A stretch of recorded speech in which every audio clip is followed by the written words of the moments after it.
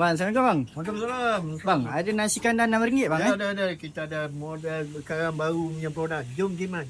Oh, jom jimat Oh, masya-Allah. Nak satu bang? Nasi kandar jom jimat. Nasi kandar jom jimat ni nasi boleh makan sampai kenyang. Nasi makan sampai kenyang. Sampai kenyang. Banyak tu bang. Pinggan pun tak apa. Masya-Allah. 2-3 pinggan makan. Lepas tu kita bagi kuah campur. Kuah campur bang Kuah campur. Kuah campur. Ni orang Melayu punya lagi. Dia bukan kuah campur. Dia lagi sambal belacan. Sama macam Ni sambal belacan. Oi, masya-Allah. Orang Melayu je ada. Mamak tak buat ni. Mamak tak buat ni bang. Kan? Kita ada ayam dengan ikan. Ayam ni kan? RM6 jom jimat ni kita boleh bagi ayam ataupun ikan pilihan. Hari ni ikan kembung dengan ikan keli. Okey. Tak kisah bang mana-mana bang. Mana-mana boleh pilih. Boleh pilih. Boleh bang. Ini bang.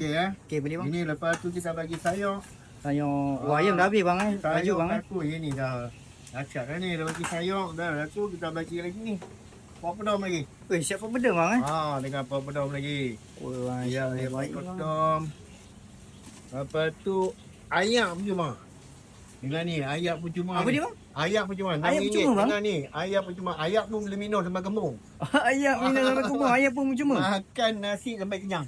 Makan set macam ni RM6 bang. RM6 ini macam ni. Dengan nasi, dengan boleh tambah.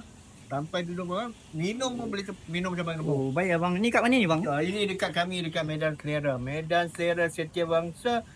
Belakang Rochamat.